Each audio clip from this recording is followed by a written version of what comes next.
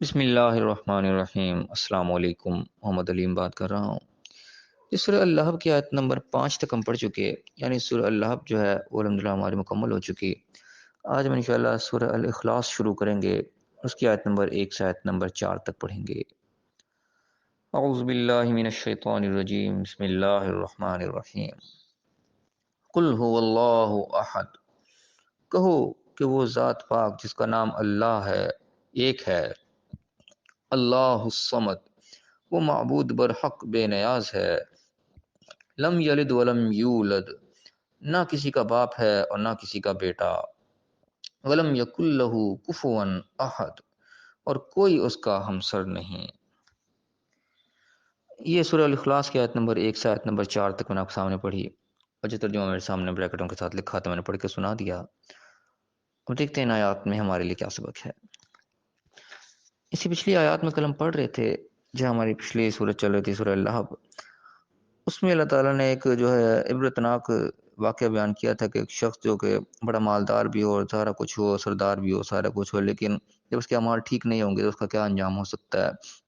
یہاں پہ ابو لہب کا تذکرہ آیا کہ فرمایا کہ ٹوٹ گئے ہاتھ ابو لہب کے، یعنی کہ اس کی ساری طاقت ختم ہو گئی، برباد ہو گیا، تباہ ہو گیا۔ اس کا مال بھی کچھ کام نہیں آیا، نہ اس کی کمائی اس کے کچھ کام آئی، کسی چیز نے اس کو کوئی نفع نہیں دیا، کوئی فائدہ نہیں پہنچایا۔ اور جلد ہی ہے وہ ایک شعلوں بھری آگ کے اندر جو ہے وہ داخل کر دیا جائے گا، اور اس کی بیوی بھی جو لکڑیوں کا گٹھر اٹھانے والی ہوگی، ایندھن اٹھانے والی ہوگی، اور اس کی گلے میں گردن کے اندر جو ہے وہ مونج کی رسی ہوگی یا چھال کا رسا ہوگا اس کے گلے کے اندر۔ تو یہ آیات ہم کل پڑھ رہے تھے۔ اب آج کی جو ہماری صورت ہے سورہ اخلاص جو ہے، یہ اپنے آپ میں ایک نایاب یعنی کہ صورت ہے۔ اس کے اندر اللہ کے بارے میں جو سوالات تھے کفار کے، اس کا جواب دیا گیا ہے کہ خدا کی ایک ڈیفینیشن بیان کی گئی ہے کہ خدا کون ہوتا ہے۔ تو اس صورت کی یعنی کہ بڑی فضیلت ہم جانتے ہیں، حدیث کے اندر بھی، روایت کے اندر بھی بڑی اس کی فضیلت بیان ہوئی ہے، اس کو انتہائی قرآن کے برابر بھی کہا گیا ہے۔ یعنی قرآن کا ایک بہت بڑا حصہ جو ہے وہ توحید بیان کرتا ہے، تو اس صورت کے اندر خصوص جو ہے وہ توحید کو جو ہے ڈیفائن کیا گیا ہے۔ یہاں پہ فرمایا گیا کہ اللہ تعالیٰ نے اپنے پیغمبر سے مخاطب ہو کہا کہ فرما دو ان سے، کہہ دو، قل، کہا کہ قل کہہ دو، اللہ احد، کہ وہی اللہ جو ایک ہے، اکیلا ہے۔ یعنی کہ صلی اللہ علیہ وسلم سے سوال کیا جاتا تھا کون ہے اللہ جی کہ تم عبادت کرتے ہو، کون ایسا خدا ہے؟ یعنی کہ اللہ کو تو وہ بھی مانتے تھے، جانتے تھے، تو ان سے پوچھتے تھے کہ تم کون سی ایسی بات بتا رہے ہو جب ہمیں نہیں پتہ ہے۔ اللہ کا تعارف ان سے پوچھتے تھے، تو جواب دلوایا گیا، کہہ دو کل ہو اللہ، وہی اللہ تو احد، اکیلا ہے، ایک ہے۔ احد کے عام طور پہ ترجمہ لکھا تو اللہ ایک ہے، لیکن ایک کے لیے واحد کا لفظ استعمال ہوتا ہے، احد کا لفظ جو ہے ایک تھوڑا سا ذرا مزید جامع لفظ ہے، وہ کہ اکیلا ہے، کیونکہ ایک اللہ کو تو مانتے تھے، کفار بھی مانتے تھے، جو مشرک تھے وہ بھی مانتے تھے، اور سبھی مانتے تھے کہ آج کا ہندو بھی جو وہ بھی ایک خدا کرنے کو، ایک اللہ کو ایشور کے نام سے وہ جانتے ہیں، مانتے ہیں ایک ہے۔ کفار کے بارے میں تو صاف ہے، قرآن کی آیات ہے نا، وہ جانتے تھے جب گر جاتے تھے کہیں اس کے اندر، پانی کے اندر، کشتی کے اندر، تو ایک اللہ کو پکارنا شروع کرتے تھے، باہر جا کے پھر وہ شروع کر دیتے تھے۔ تو یعنی کہ ایک اللہ کا تصور تو ہمیشہ سے تقریباً رہا ہے، اور آج کے یعنی کہ جو لامذہب لوگ ہیں، سائنسدان قسم کے، وہ بھی ایک سپریم بینگ کو جو ہے وہ مانتے ہیں کہ سپریم بینگ ہے، کوئی ایسی طاقت ہے، وہ بھی اس کو مانتے ہیں۔ اور یعنی کہ ایک اللہ کو تو سبھی گویا کہ مانتے ہیں، لیکن اللہ کو جو ہے نا اکیلا نہیں مانتے، کہ خالی اکیلا اللہ نہیں ہے، اور بھی باقی بھی کچھ ہیں ساتھ، ان کو بھی کچھ طاقتیں ملی ہوئی ہیں۔ یہ یعنی کہ اس وقت کا بھی عقیدہ تھا، اور ہمارے مسلمانوں کے اندر بھی یعنی کہ افسوس کے ساتھ آج کل یہ عقیدہ کسی نہ کسی درجے میں پایا جاتا ہے کہ تو اللہ کو تو مانتے ہیں، لیکن ہاں اللہ کل شیء قدیر ہے، سارا کچھ وہی ہے جی، لیکن یہ باقی بھی جو لوگ ہیں، کچھ ہیں وہ بزرگ ہیں جو بھی ہیں، ان کے پاس بھی کچھ طاقت ہے، کچھ اللہ نے ان کو بھی عطیات دے رکھے ہیں، کہ ان کو بھی اللہ نے اختیارات دے رکھے ہیں۔ آج بھی اسی قسم کے جو ہے جو عقیدہ ہمارے اندر پایا جاتا ہے، مسلمانوں کے اندر بھی۔ اور یعنی کہ یہ چیزیں دیکھنے میں آئی گئی ہیں کہ جب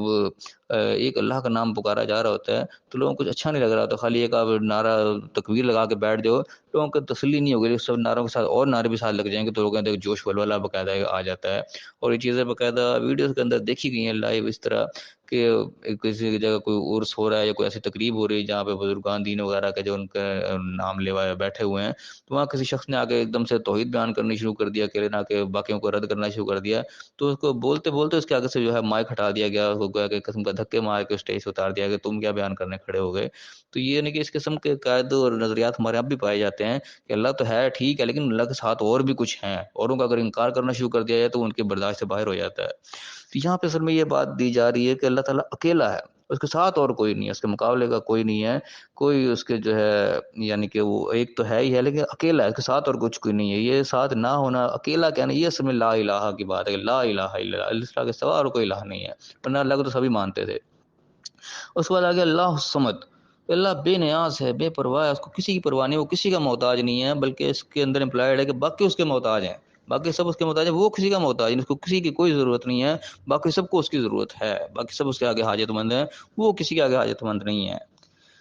اور فرمایا کہ لم یلد ولم یولد، نہ اس سے کوئی پیدا ہوا ہے نہ وہ کسی سے پیدا ہوا ہے، یعنی کہ یہ بھی عقائد کے اندر آیا نا کہ اس کی اولاد بنا لیا، وہ فرشتوں کو بیٹیاں کہہ دیا گیا، یا انبیاء کو عیسیٰ علیہ السلام کو علیہ السلام کو کا بیٹا کہہ دیا گیا، تو دونوں چیزوں کا رد کر دیا گیا کہ کوئی اس سے پیدا ہوا بھی نہیں، نہ وہ کسی سے پیدا ہوا ہے، وہ تنہا ہے، شروع سے ازل سے اب تک وہ اکیلا ہی ہے۔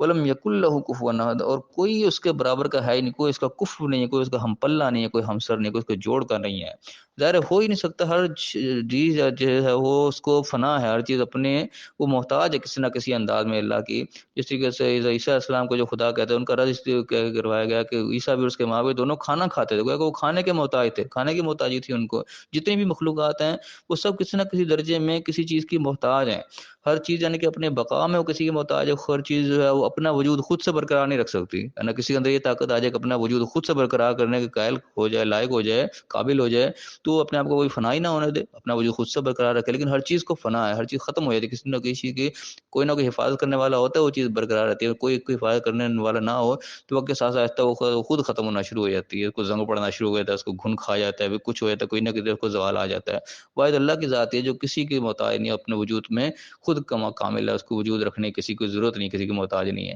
تو کوئی چیز اپنا وجود کامل نہیں رکھ سکتی، اپنا وجود باقی رکھنے کے لیے کسی نہ کسی کی محتاج ہے، تو ذرا اللہ کا مقابلہ پھر کون کر سکتا ہے؟ تو اسی لیے کہا کہ وہ کسی کا محتاج نہیں ہے۔ ولم یکن لہ کفوا احد، اس کا کوئی کفو نہیں ہے، اس کا کوئی جوڑ، کوئی ہم پلہ ہے ہی نہیں، ہو ہی نہیں سکتا۔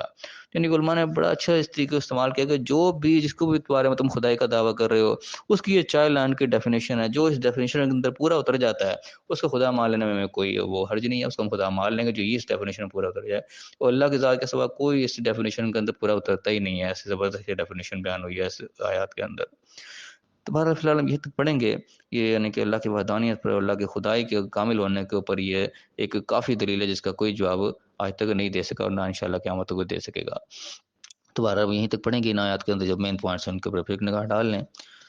سب سے پہلے بات یہاں بتا دی گئی کہ کہہ دو ان سے کہ وہ اللہ اکیلا ہے، اس کے ساتھ کوئی نہیں ہے، لا الہ کا ایک سمجھو کہ ڈیفینیشن یا اور انداز سے کر دی گئی کہ اس کے سوا کوئی الہ نہیں، وہ ایک اکیلا ہی ہے، اس کے ساتھ کوئی نہیں ہے، اور پھر وہ بے پرواہ ہے، کسی کا محتاج نہیں ہے، سب اس کے محتاج ہیں، اس کو کسی کی ضرورت نہیں، ساری دنیا ختم ہو جائے، ساری کائنات ختم ہو جائے، اس کے ساتھ کوئی ذرہ برابر بھی فرق نہیں آ سکتا۔ پھر نہ وہ اس کو کسی نے پیدا کیا ہے، نہ اس سے کوئی پیدا ہوا ہے، نہ وہ کسی سے جنا گیا، نہ اس سے کوئی جنا گیا ہے، اور اس کے بعد اس کا ہمسر، اس کا ہم پلہ، کوئی اس کے جوڑ کا، کوئی اس کے برابر کا ہو ہی نہیں سکتا۔ تو اللہ تعالیٰ ہمیں اس حقیقت کو صحیح معنوں میں سمجھنے کی توفیق عطا فرمائے، جو توحید اس صورت کے اندر بیان ہو گئی ہے وہ توحید صحیح معنوں میں ہمارے اندر اللہ تعالیٰ داخل کر دے کہ ہم اس کے سوا کسی کو بھی کچھ نہ سمجھے، کسی کی کوئی طاقت اس کے مقابلے میں نہیں ہے، اور یعنی کہ سمجھتے اور کسی نہ کسی انداز میں سارے ہیں، لیکن اس کا جو حق ادا ہے وہ نہیں کر پاتے، کسی نہ کسی جگہ انسان وہ بھٹک جاتا ہے، شیطان کے بہکاوے کے اندر آ جاتا ہے، اور کسی نہ کسی درجے میں وہ انسان سے وہ شرک کا ارتکاب ہو جاتا ہے۔ تو اللہ تعالیٰ میں ہر قسم کے شرک کی ذرہ سے بھی کیا کرنا چاہیے کہ اس کے شبہ سے بھی اللہ ہمیں محفوظ فرمائے، اور خالص توحید اللہ تعالیٰ ہمیں اپنانے کی توفیق عطا فرمائے، اسی توحید کے اوپر اپنی زندگی گزارنے کی توفیق عطا فرمائے، اور دنیا آخرت دونوں جگہ کامیاب فرمائے، آمین۔ السلام علیکم۔